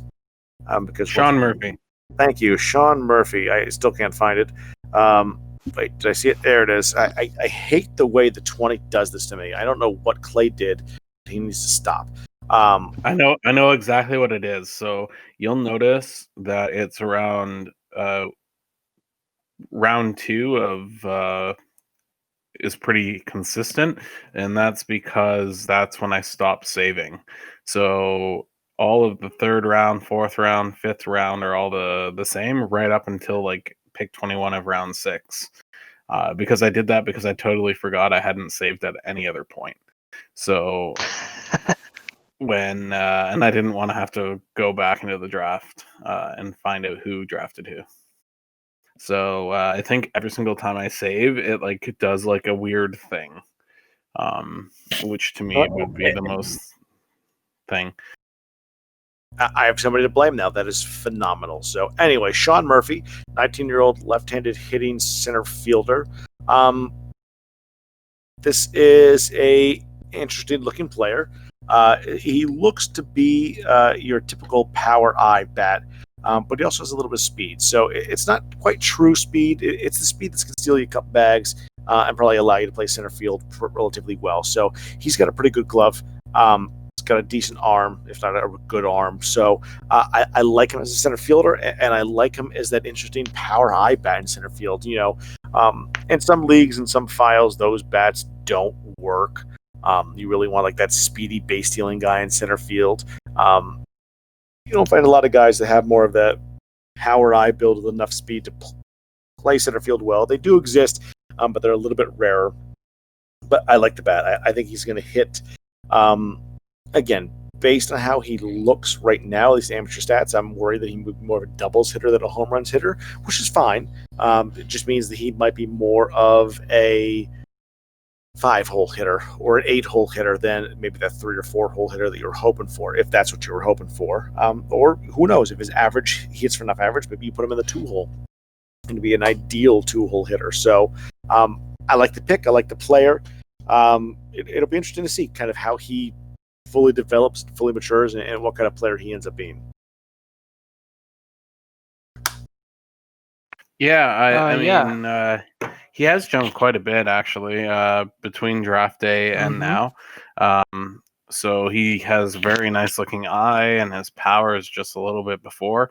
I'm never somebody that is this type of build. That's just my personal preference. I always prefer to have a high contact player, but you know what? Turtle, I'm going to give enough faith to that I'm sure he will do pretty well. So yeah, I think you're going to see he's going to be a fairly decent player. Is he going to be a Hall of Fame player? Probably not. But he's got enough to be like a decent, 5 or 8 hitter, like you said. And if his contact can stay decent enough, or keep his on base percentage high enough, then he'll be good. So he's got enough speed to be dangerous. Yeah, that's the one thing I like the most about him, besides the power eye mix, is the speed is there too. Makes for a pretty solid center field build. I really like if his contact can get to 72, like 72 to 75, or his contact versus lefties like 70, and his contact versus righties like 78 to 80. He should be able to hit 280, honestly, if he gets on base with the high eye. I don't think the low contact should be something you're concerned about. More often than not, he's going to be hitting against righties anyway, because there's more right-handed pitchers in the league. That's just kind of the way it goes. So you're going to see his high vital versus righties contact more in play, and you'll see him hit. Like, I've seen some goofy shit where lefties hit lefties better than righties, and vice versa. It just drives me insane. But if it all plays true, he could be a 280 hitter. He could hit 32 to 40 home runs roughly and be a really solid number 5 hitter. I like the pick a lot. Well, you heard it here. We all like the pick, which means he will probably be terrible, because generally that's what happens when 3 moderators agree on a pick. What do we know? Just the way that it usually goes, as unfortunate as that does happen. So, all right, the next pick 15 in the draft, that was almost mine twice, before the draft and after the draft, and sadly it doesn't look like it will be again. That is the catcher Roy Campanella, the fourth, 20-year-old right-handed hitting catcher. This is a gentleman that is going to be a pretty solid bat. The best bat you see? No, but he's going to have some good power numbers. I don't think those averages that you see in his amateur stats are going to stay. I have a feeling that OPS is not going to stay either, but he's going to be a very good bat. And he's going to be a solid catcher. Good catcher? No. Great catcher? No. Mediocre catcher? Probably a little bit better than that. He's going to be a solid catcher. What really is going to sell him is his bat. He's got a bat that, if it's as good as it could potentially be, you're almost willing to move him to first base or DH and find somebody a little bit better at catcher, if that's your shtick. Some people are a little bit more bullish on catchers and are not afraid to use catchers that aren't that great defensively as catchers. He should have enough defense to be a solid defensive catcher, but the bat's really what's going to make the man here. He should be a very good player. It was a good pick in this range, even if it was, I believe, an auto draft. No, he actually, I think, wanted him. I think it was actually a regular pick. That being said, feel free, if you do want him, Mzy, make me an offer. And you're not gonna make the deal that he proposed to me, so probably not. But I am curious to see what type of deal he offered you. But if it's involving picks next year. He made me an offer before the draft of like this pick for one of my players, and like we never got back together at the same place at the same time to accept that deal. Then after the draft, he's like, "I'll probably offer you this," and then he looked at the player that he drafted. He's like, "Maybe that player's too good," and then he was out of the league. So it just never came together, unfortunately. But yeah, it's probably a good thing. For whoever ends up with a team, yes, probably a good thing. For me, it's a little bit sad. Yeah. Well, you know what? Obviously for Campanella, I would definitely not say he's the top catcher. Obviously, I had my eye set on someone else a few picks later, but he's going to be a pretty good power gap eye, and he's got decent speed. He's not going to be a slow guy. And I mean, you look at, he's got 14 runs in 19 games with only hitting 195. So he gets on base and he scores almost every time. So you translate that to 140 games or so as a catcher, maybe 130, and he could get close to the 100 runs. So he is at least a smart decision making base runner, but he's definitely not going to be the speediest of sorts. But he does have pretty good game management. So that's going to be good, but he doesn't necessarily hold the runners, which is a little bit weird with his arm. But I do think he's going to be a pretty good catcher. It's just going to be interesting to see how he does. It was the outfielder Yeah. I just traded to Manny this afternoon. That's who we'd been talking about. Oh, you traded an outfielder to Toronto? I did. I think that he's a little bit better catcher defensively than you let on for their MZ. I think he's got the decent vitals behind the plate. Quality arm strength, not good, but it's above average, I would say, or right about average. Like, he's not a waste behind the plate. He's not going to save you a bunch of runs like a Yadi Molina kind of guy. But if he can be an okay two-way player on defense, but a really good bat, he's a valuable catcher, because having a bat at catcher while still having above average or close to average defense, that's a win. Yeah, and you're absolutely right. I think I'm just biased because the catcher that I hope to have catching for me next year just seems better in every potential category. So I think it might be as much as anything else, just a little bit of personal bias on how I look at catchers. So That's fair. I mean, if you've got someone better, why trade for a guy who's not quite as good? just as Hokey said earlier, with the flips. So I have Lee McConnell, and I'm a big fan of Lee McConnell. I think he's going to be a great catcher. Just everything that I love about him. So, but again, it's one of those things. Catcher is one of those spots that generally can run a little bit light. So if you can stock up on them, it tends to help you in the long run. Don't worry, I know. I drafted one at the end of the 6th round. Your worry for McConnell is one thing. There's only one reason for you to be worried. That's that good 59 health as a catcher. Well, yes, I'm not saying that this, and again, I think that's because you're trying to kill my good players before they become good players, but I don't have proof of that yet. So, also, knock on wood, it doesn't look like he's been injured. True. Unless the transaction page just wants to fuck with me, it doesn't look. Knock on wood, it doesn't look like he's been injured as of yet. You could also actually double check and make sure that when you drafted him in 2027 that he actually had this last podcast. No, that was where it was. I did not. Yeah, no, we. Right. Yeah, I guess we did. Anyways, we're halfway through the first. Actually, I guess we're more than halfway through the first round. I keep thinking that we have 30 teams, but it's only 24. So we're halfway through because I'm well past my bedtime at this point. But nevertheless, the next pick of the draft is a guy that should be on my team. That is Brett Wakefield. For as much as he should never have been put into that game against the Yankees back in 2003, 2002, it was one of those 2 years.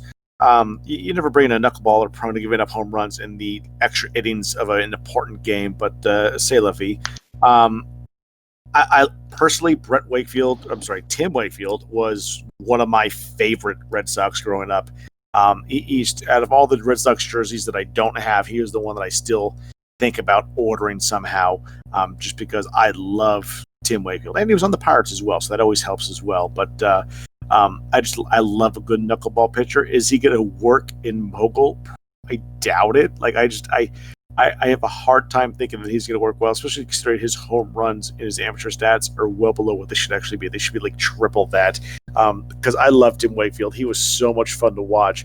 But good God, would he give up the long ball when you weren't expecting it, and then twice when you were expecting it. So we're looking at the guy that throws 64 to 66 miles an hour and just relies on that knuckleball four-seamer curve. Like, he's going to be a fun experiment. I can't wait to see what he does. And I definitely would have drafted him had he been rolling around there if I'd kept my pick at 20 just because of his name. Even though I really wanted that guy. There was another guy I told Hokey early on that I was going to take just based on his name. I forget who it was at the moment, but I stand by that decision. I like Wakefield. I love the pick. I love the player. Is he going to be good? I hope so, just because I really like him that much. I think the guy that you wanted was the random name Unless it was. No, it was a random name with a double entendre. I'm looking for it now. I'll find it.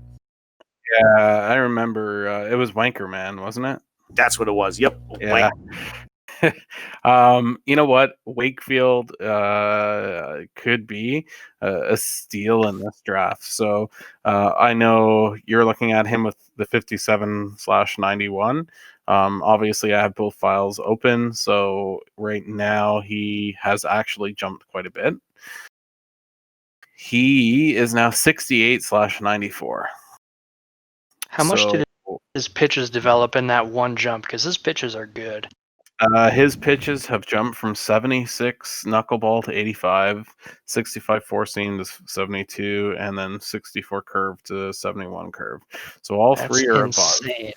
above. Obviously, he's not a ground ball pitcher, because being a knuckler. But when you look at his 2 home runs in 30 minutes. Come on. Yeah. Insane. He's pitching pretty good. So it will be kind of interesting to see how Mogul plays out, because I think part of it is to do with, like, if you throw 105 and you have like 10% ground balls, just means that they fly off the park. Whereas here they may not do it quite as much. But he's going to be an interesting build just to kind of see. And like, that's the thing that I've kind of enjoyed with making these players. I know, like, we try, like, people don't want it to become gimmicky, and I have made the drafts the last couple years a little bit heavier to try to rebuild the fact that I knew I was going to drop the overalls by 5, and that everyone was going to, like, be upset that their prospect that they drafted 3 years ago, who they thought was 90 peak, is really 85. So I have kind of made them a little bit heavier, but he's going to be a pretty good build, and, like, obviously it'll be just very interesting to see whether it works, because he's once again another guy when you see that high movement. So I'm used to Mogul 2014, where if you get a high movement guy, eventually the other things like control or power start to catch up. It will be interesting to see if 2020 does that, but he's got the command of his knuckle. So I think it's a pretty good pick. Definitely when you look at the pitchers that were, there's almost no other pitcher that's taken except for round 2, first pick, which was an auto. So I think that one was. So he's basically the last pitcher. I love the pick. I love the player. For a 17-year-old to have that kind of 3-pitch repertoire and that kind of command and movement, he's going to be really good.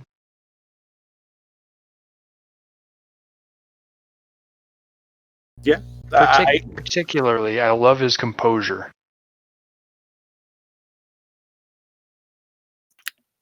I think you summed it up right there.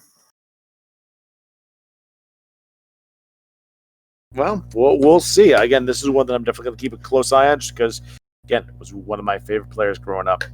Moving on to the next pick, Luis Gonzalez III, 21-year-old left fielder, switch hitting.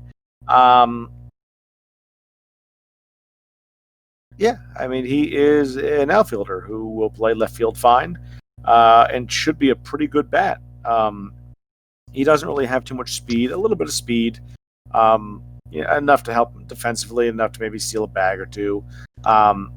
Decent contact, decent power, good gap power. A solid eye, if not good eye. So this will be an interesting guy to see how he develops, because I'm not sure if his amateur stats tend to look like they might be a home run guy, or he might be a double guy.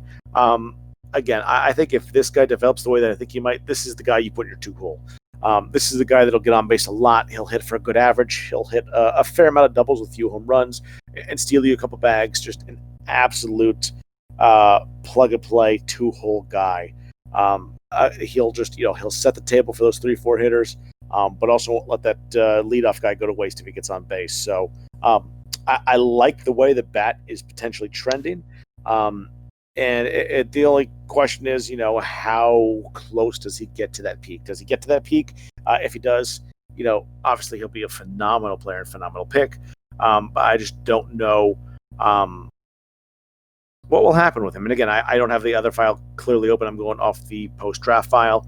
So I don't know if this guy jumped and now looks like some monstrous, amazing dude. But I like the pick, and I definitely like where he should be able to fit into a team and system. Yeah.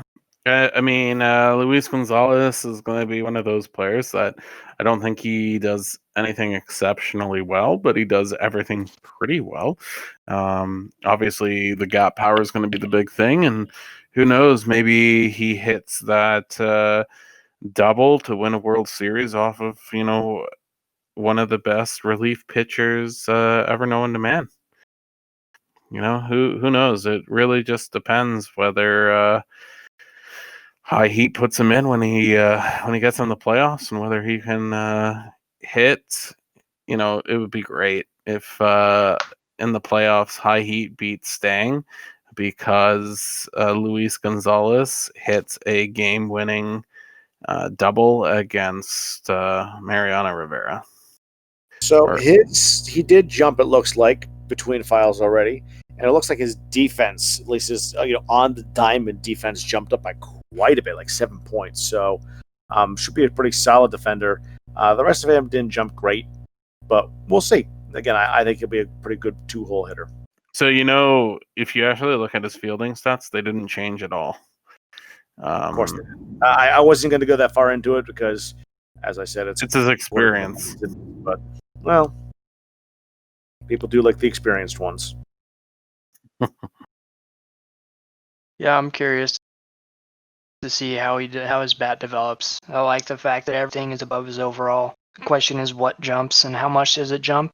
If he gets to like an 80 overall, is everything going to remain like a little bit above? Is he 82 contact, 85 power, 90 gap power, and 75 to 80 eye? He could be really, really good. I like the 2-hole for him too. I think that's a good spot for a guy like that. Yeah, it's one of those things that I feel like maybe I'm wrong. Maybe I don't look at other teams close enough. But it's one of those things that I'm always thinking about when I build a team. Like, who am I going to put in my 2-hole? Which sounds horrible as I hear it coming back to me out loud. But well, opened myself up for a lot of jokes on that one. That's fine. Hopefully somebody's taking them in chat. And no, nobody is. Well, you all fucking missed out on that one. We just respect you too much. That's can't be fucking true. Anyway, that's just something I always think about, just because I think that's a very important position in the lineup. And so this guy looks like he'd be perfect to put in somebody's 2-hole. So we will move on, however, to the next pick, and that is Yaniel Molina, 19-year-old switch hitting catcher. Now, I know and hate Yadier Molina as much as anybody else does, for obvious reasons. I love the way that his bat looks here. I love the way that everything's well above his overall. I love the way that things look. I love to look at his defense. Look at his defense: 91 arm, 87 range, 90 fielding. You're like, holy shit, that is going to be so amazing for a 19-year-old switch hitter. Like, holy shit, this is going to be great. But then I go to his skills tab, and 75 holding on runners, 80 throwing out runners, 77 game management, 68 framing pitches, and I go, what the fuck happened to all that 90s and high 80s crap that I see up above? Like, it is not there. So I don't know if that is a mistake. I don't know if something has gone awry. I still like the bat. I think it'll be a tremendous bat, just like Molina was, unfortunately, in real life. But I'm curious about the defense, just because the way it looks now, it looks like it should be really good, but probably terrible. So it's interesting because if you actually look between June 4th to July 12th, his framing pitches has gone up 3, his game management's gone up 2, his throwing out runners has gone 1, and he hasn't really had a whole lot of jumps. So I definitely think, as if anything, his actual range rating dropped a bit. So I think as it progresses, or as it looks like he dropped a bit too. It looks like he dropped 1 in peak. Yeah, so it looks like he dropped 1 in peak, range, and power, but then went up in health. So whether it really is a drop or whether it's like a readjustment of his skill settings because they're so close, that I don't know. But I do think that he's going to end up having really good defense. So, yeah, right now those stats look kind of off, but I'll be honest. Obviously, I took him for the Mets, and I did that because previously the Mets took Marco Vincenzo Piazza, and he can't be a catcher. He's got to be like a first base DH. So for now, he is a catcher, but I kind of drafted that because Jose Lopez looked like he was completely dead, and now Jose Lopez looks like he's risen from the dead. So yeah, it will be kind of interesting to see how the Mets actually do. You never can have too many catchers, so can't blame you for stocking up there, no matter, whether the other guy was up or down, whether they had someone or didn't. I was also confused at the time about his behind the plate. I figured a Molina would have like at least 85 game management, 88, 90 framing pitches, but it's good to see that those can still boost. Whether it's with experience or, like you mentioned, like a recalculation of his vitals that the game just manually does from time to time.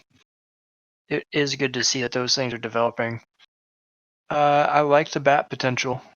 I like the fact he's a switch hitter. You can't go wrong there. 19 years old, plenty of room to develop.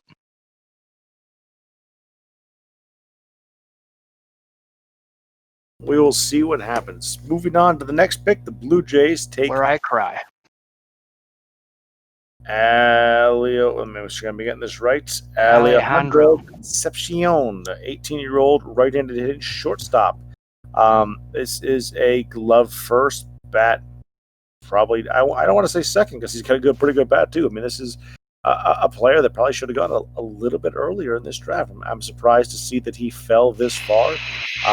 Looks to be a very good gloved player with solid contact, a really good eye, some decent gap power, and nice speed.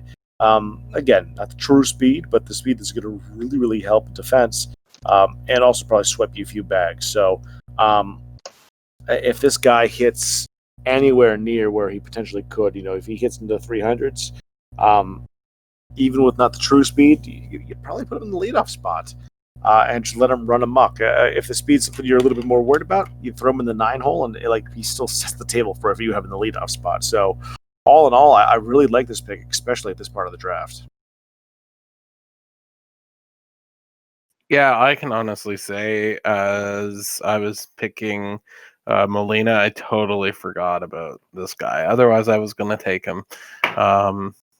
But it is what it is, because that would have been a great second base shortstop setup for the Mets. But c'est la vie, things happen, and instead they got a third catcher. But Manny did very well here. I think he's going to be very happy with Concepcion. And yeah, there's not really much to hate. The fact that his glove work is 90 and he's got a lateral movement of 86, he's going to be a vacuum. Yeah. Oof. Oof. My first curse you moment of the draft. This was the one guy I was not going to trade out of the Boston pick 4. I absolutely love his eye, his speed, like the fielding, everything is there. His situational play with being able to hit and run, like everything was lining up for him to be there for me at 20. And so when he went, I was like, okay, I got to trade out of 20. And then everybody backed out or reduced their offer, and I cried. Oh my God, did I cry?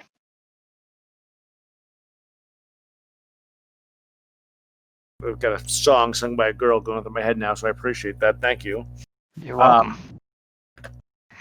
Pretty sure it's a girl. Could be wrong. Don't think it is. Anyway, all right. So after Pittsburgh cried for a little while, they had to go ahead and pick themselves up, dust themselves off, and try again. and they said, fuck it, we'll take the other shortstop. So they took Mzy Hokey, 22-year-old right-handed shortstop.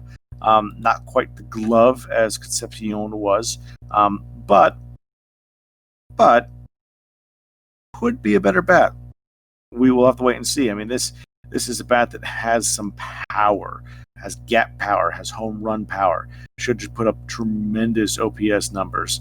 The fact that his contact and I are both at his overall is, I don't want to say disconcerting, but a little bit of a worry. But I mean, if they pace or just slightly underpace, and he does peak out in the mid to upper 80s or even higher, who knows? I mean, this could be a very good bat with a solid glove that you're absolutely going to want to put in your lineup. So I think if you miss out on Concepcion, being able to take Tejada is not the worst booby prize you'll get. Yeah, I mean, I'll let the Pirates say their piece in a bit, but obviously this is kind of that area where if you look at a lot of the next few moves, they're grabbing somebody that has flaws. Like there is no player now that does not have a flaw. Otherwise, they would have went earlier. For Mzy Tejada, it's who knows? Maybe he's not really 22. He could be 25. Haha. No, I'm not doing that. Please tell me early next year he goes from 22 to like 26. I know. That would be the greatest just fuck you moment ever. Yeah, it's like having that draft stipulation that Stang has, and just not even posting that existed this year. But here's the thing: he's going to. When does he get Nomo? Is that next year or the year after? It's in the off season, so most people haven't realized. But I already gave him one of his stats to show him what it is. So yeah, it will be. I kind of boosted him up a little bit. But anyways, in terms of Tejada, what? Is he sitting over in the minors? I just assumed he was just unmade somewhere. Oh no, he's sitting in the minors. Oh, so he is. Okay. Yeah, he's 48/49 with 91 movement. Look at that. I see the movement. Oh God, see that's why I was hoping everybody forgot about him, and I got him in the second round because I just had a good feeling. Yeah, well, it's Stang, so it really just depends whether or not he pisses me off beforehand. But yeah, so yeah, and he did just point out that Dave Steve was not a good pitcher. That's not a good thing to tell me. But anyways, before we go any further, yeah, Tejada's going to be decent. I mean, here's the thing: he probably gets shifted over to third base. I don't think he's going to be your long-term shortstop. Oh my God, it's almost like real life where he got shifted. And he's going to have the decent power, gap power, and good enough speed. I think his flaw is going to be just, how does that eye progress? Is he going to be someone that strikes out a lot? Or is it just going to be that he doesn't walk a lot but mashes? Really, time will tell, but obviously, that's the reason he stayed until 20. He also, probably needs a nice little jump. So he did have a jump. Never mind. So, I mean, he did jump 1 overall, looks like. So, whether that's a real jump or not, we'll also find out at some point during the year. So in other words, send him the Wonder Ball. Yeah, I'm gonna have to do that, but I already have an idea. 3 players I want to send to Winter Ball next year, so Tejada might be on the move next offseason. He wasn't a player that I was unhappy getting. He was a player I was targeting, clearly. I drafted him, I wanted him, but I thought he might be available in that early second round range. So I was just trying to accumulate assets and fill out my farm in the meantime. Wouldn't have been sad if I traded back and lost him. But I'm still fairly glad to have him. Just wish I could have accumulated a couple more picks because there were a couple of players that went later that I'll point out when we talk about second, third, fourth round picks that I'm a little frustrated not having. Well, when you do move him, you can always send him to Boston. We'll gladly give you that second round pick you wanted for him. No. And I tried. You got McGuire. You're happy. Well, happy is a relative term. So I am. You're happy. Yeah, probably. I am. All right. Well, Hal Dorr is the next player off the board. Second baseman, 19-year-old switch hitting second baseman, goes to the Yankees. And as my yearly pug, fuck the Yankees. He is a gentleman with a solid glove and a pretty good-looking offensive makeup. Again, another one of those guys that should have good contact, good eye. I don't think the power and gap power are going to be as good, or I might be wrong. But I just get the feeling he's going to be more of the contact eye kind of guy with decent power, decent gap power. So he'll hit a fair amount of doubles, but get on base a ton. Again, another one of these guys that would definitely plug at the 2-hole. Guy that's going to play you solid defense, get on base quite a bit, smack the ball around. Put him at second base, put him in my 2-hole. Glad to have him in both places. So I like to pick a Hal Dorr. I just don't like where he went.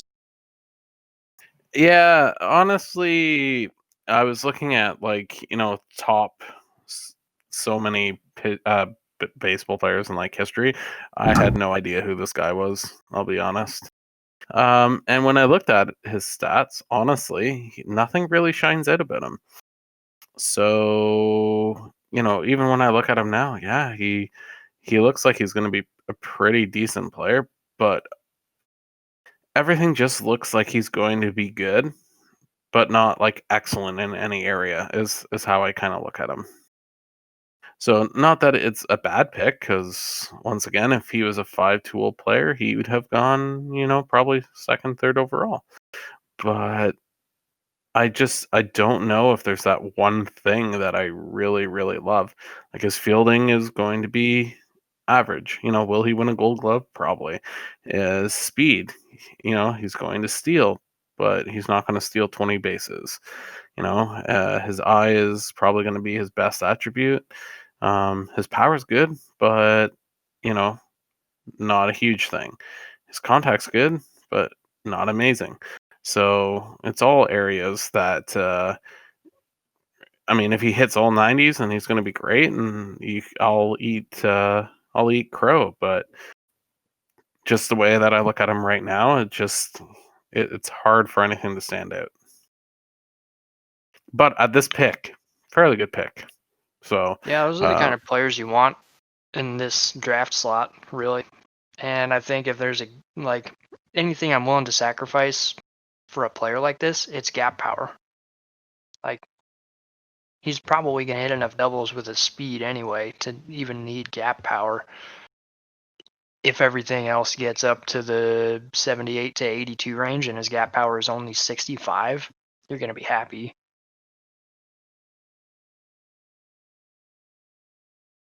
It'll be fun. Again, there's a lot of second basemen that have come out this year and previous years. It'll be really fun to look and see who ends up kind of at the top of that heap. Who are the best, 5 second basemen that we see in the next few years, because there have been a fair amount of them in the last few drafts. So definitely something I'm going to keep an eye out on, since I ended up taking one that was not a named player. So we'll see how he stack up against the rest. But moving on to the next pick, and that was the Braves taking Per Sprague, son of Edmund, 19-year-old switch hitting third baseman. I use that in quotes. I don't know. I don't know about this pick. This is one of those guys that I looked at early on, assuming that he was going to fall into my range. He clearly did. But I'm not sure how I felt about him. Not sure how I feel about him now. I think he might be an average defender, and that's maybe the best case scenario.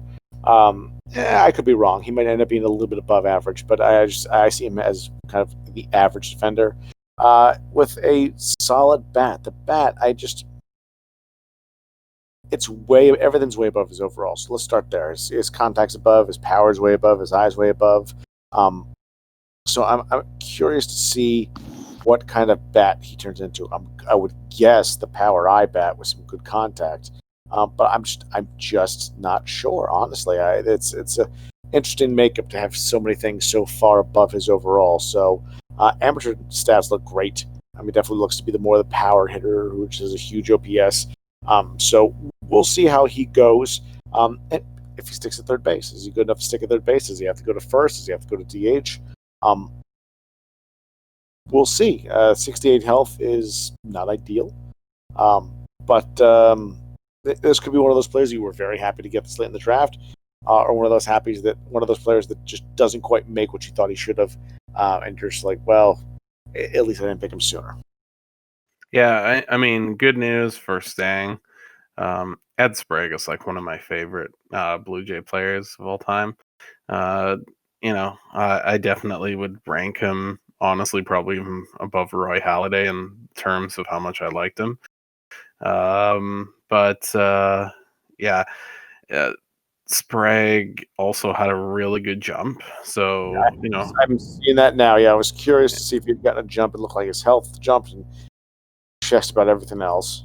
yeah, I mean, all but his fielding. Like his fielding shifted a bit, and once again, I go back to I modeled a lot of these players after their so-called father, and Ed Sprague was a decent third baseman, but was by no means a Gold Glove grasper. But he's going to hit, I think, and it should just kind of be interesting to see kind of how he builds, but. Yeah, I definitely think he's one of those players. I think Stang's going to end up being very happy with him. And if he dies out, I'll be a little bit sad. And first of all, his name is Edward, not Edmund. Yeah, I made that up. I knew it was probably Edward, and I'm just like, fuck it, I'm going with Edmund because the Edmund Fitzgerald.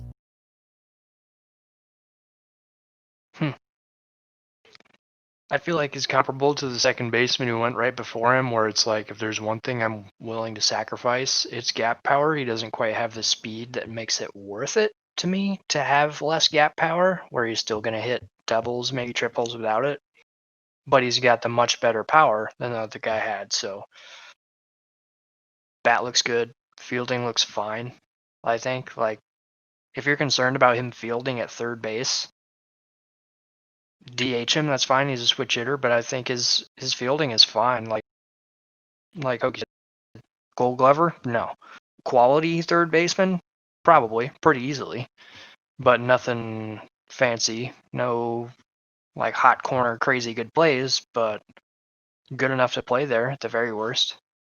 I am a little bit disappointed that he has experience at shortstop and not second base, because I think if he had a little bit more speed, second base might actually be a position for him. Not quite shortstop, but third, first, and second would be an interesting kind of spot for a guy like this. Like, if you can get that kind of bat out of a second baseman, be happy about it.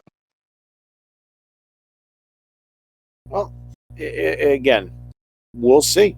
I think you leave in third and hope for the best, and then Yeah, definitely. pivot as necessary as things progress. Amos Otis III is our second to last pick in the first round of the draft this year. He is a switch hitting 22-year-old center fielder who, if he didn't have two slight warts, would have gone much, much higher in the draft. This is a guy that's going to be a Gold Glove potential defensive shortstop, center fielder. And he's got the good speed. I mean, he has just got speed out of it. He's going to steal a bunch of bases, and because of it, he's going to make his defense even that much better. His amateur numbers on the batting side are phenomenal. Huge OPS, huge home run hitter. Just a very curious type of bat. Now, here's where the warts come in. His contact and eye are both the same as overall, and they're at 65, and he's 22. Even with the file turned down, as it has been to show, I guess what we're calling the real reel instead of the fake reel that we used to have, I am a little bit worried about that progression. I mean, maybe he's one of those guys that doesn't peak until he's 26, 27, and everything turns out okay. Or maybe he's one of those guys that looks like he's going to be really good and then ends up just going and just dying on you out of nowhere. So I think it's a high risk, high reward type of pick.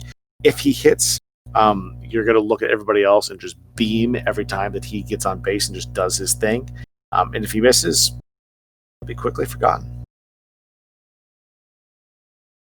Yeah, I mean, I pretty much kind of agree with that statement. He has a lot of the makings of like a really good player at center field, but just some of the areas that he has some warts in are going to be potential problems. but he probably was one of the better outfielders that remained in this draft. So for that, definitely a good choice. But I would say that there was maybe one second baseman that, or sorry, outfielder that Pittsburgh got that I could have seen potentially going ahead, who also had real speed, but just didn't have the same peak quality. But overall, can't really knock this pick because being a switch hitter, if he can hit the way that he is and everything kind of just plateauing, he's going to at least score a bunch of runs and probably hit 20 home runs for you. Yeah, I like that power potential. Power speed is always something that I'm after out of a center fielder. It's great because that speed is going to help with his range. Everything being a little bit above his overall in terms of contact, gap power, and eye. Now, his eye is even with it right now, but those are a bit concerning. But I can live without, the 75 to 80 eye potential if he's going to have 85 power, 80 gap power, 78 to 80 contact, and that speed. Completely fine with it. I know who you're talking about the other outfielder, and I was chomping my fingernails off between picks 20 and my next pick because that was the other guy I was targeting, why I wanted so many picks. Really glad that Otis went here, but he does look pretty good. I'm not surprised by the pick at all. All right, with the last pick, first round in this year's draft, Noel Hernandez goes to the Athletics. This is a guy that I had my eye on again because I thought he was going to be around in my pick, and clearly he wasn't then some. He is a first baseman that is a contact eye, gap power first baseman with a decent glove. And even though his numbers show to be skewed amateur-wise to more home runs than doubles, I don't think that's going to translate. I think he ends up being more of a doubles hitter. He'll hit a fair amount of home runs, don't get me wrong, but I think he'll hit more doubles than home when the rubber ends up beating the road. And I think he'll hit for a high average with that eye in contact. So not quite the first baseman that I wanted. I definitely wanted that McGuire type. I wanted that power first guy, but definitely a very useful bat. With the fact that he should have a pretty solid glove and defensive position first base, I think it's a very good pick for the end of the first round. Yeah, I basically am going to agree with that. I think from the first basemen that are available or of high-end hitters, there's not too many. I would say that there were, a couple other players that looked like they could be pretty decent that were still available, like a Posey, Martinez, Roberts, Sanders, all in the second round. But Munson. yeah, Munson, Justin Wood, obviously a pitcher, but yeah, I wanted Justin Woods so bad. some So some bad. pretty good options in the other picks, but obviously Oakland's win now, and Hernandez is going to be ready to play very shortly.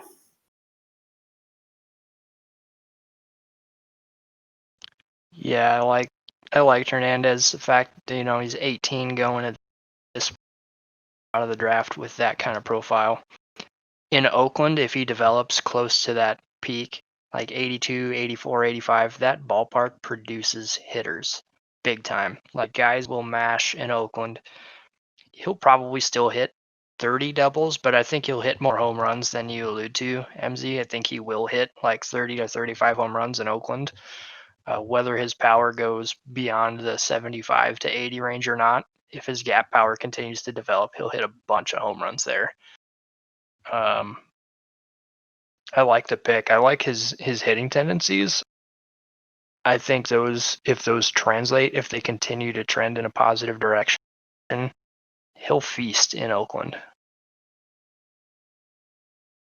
Yeah, it'll be definitely interesting to see how he turns out compared to some of the other first basemen, especially in this draft. Again, a bunch of good first basemen in this draft. It'll be interesting to see where it goes. So, again, that brings us through the end of the first round. I think we've all kind of mentioned a few of the second round picks and beyond that we've liked. Again, I liked Munson. He was a guy that I had looked at, even though I didn't need another catcher. I liked the look of him. Detroit got Zach Wankerman, who I liked just because he has a great name. But on top of it, he honestly looks like a pretty solid pitcher. So I'm going to be keeping an eye on him for multiple reasons. But good. There was good value in the second round and beyond this year.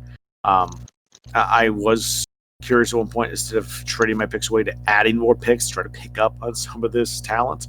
But when the rubber met the road, I'm old. The fact that it's past midnight and I'm still up is amazing to me.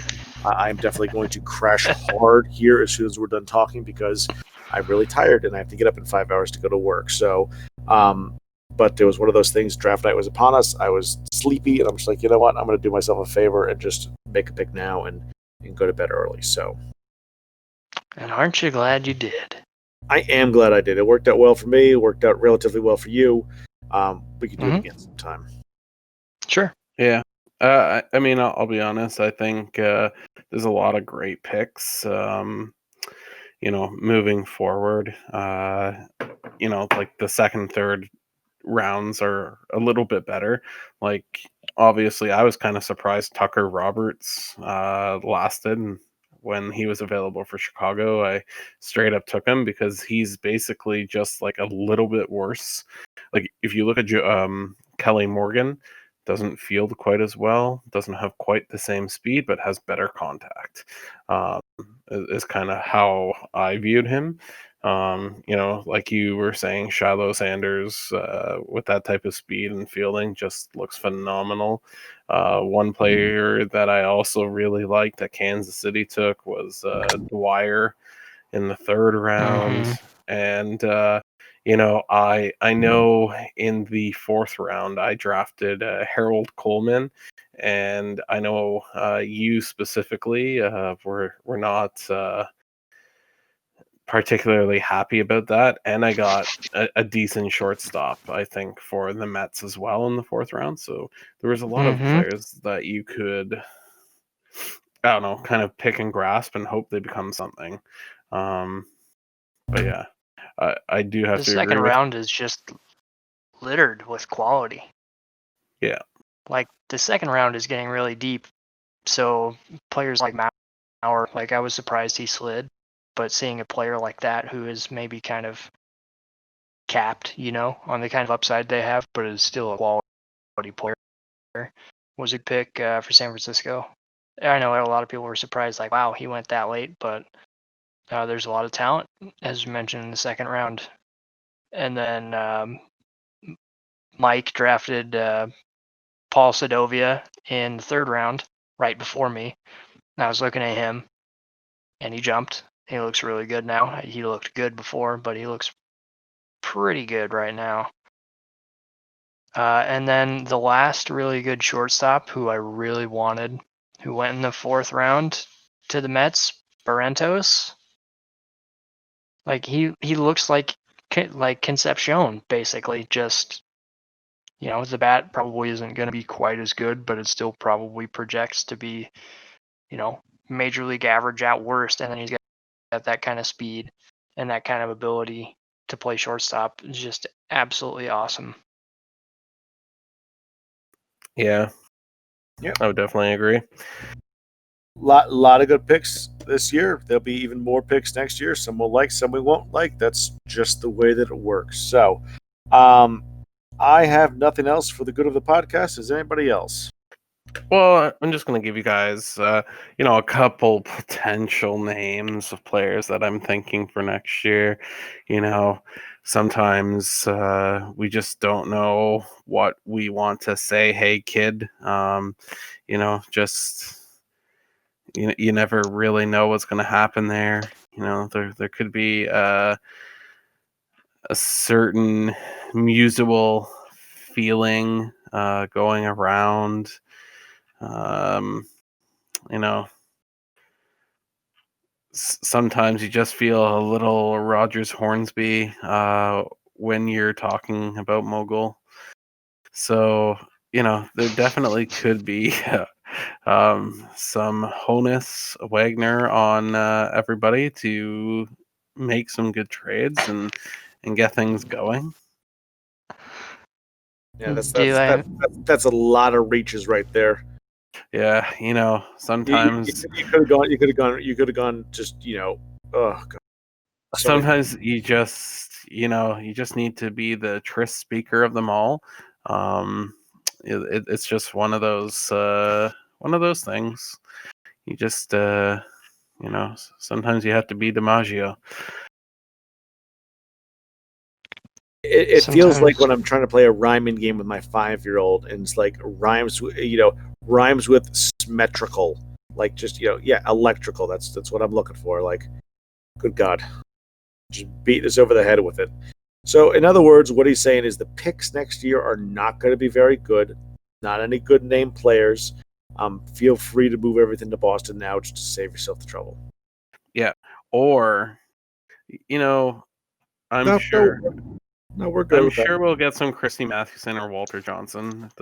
I have a ranking the 25 best baseball players of all time that I've kind of tried to take some names from. But teams should definitely trade the Mets picks for Anderson Morejon or whatever his first name is. Because he is pitching phenomenally with having a catcher that has no place being a catcher. The So $6 billion man. Just going to say that now. But I hope you guys are kind of enjoying the drafts. If you have any insight on anything, please let me know. As I said, I am going to take a look at a better website that we can run things off of. I know First Class Mogul has one that I helped do some stuff with early on, and I think I'd like to do that. For me right now, it just seems to be a timing piece. So I do just ask for the next little bit. One, as most of you know, I work at Best Buy, so it's retail Christmas season. So my time is getting minimal, but two, also I'm in the middle of trying to sell a house and move into something else. So I know I haven't been the Comish that you guys deserve, but hopefully I'm the Comish that you need. And definitely appreciate. No, shit happens. We know how busy everyone gets, especially depending on job, especially this time of year. So we do appreciate all that. And just remember, when we're looking for draft names for next year, we do recommend IP Freely and Seymour Butts. So, with those horrible jokes, we will call this at a close. So, thank you all for listening. Please come again, and we'll see you around this time next year. Good night.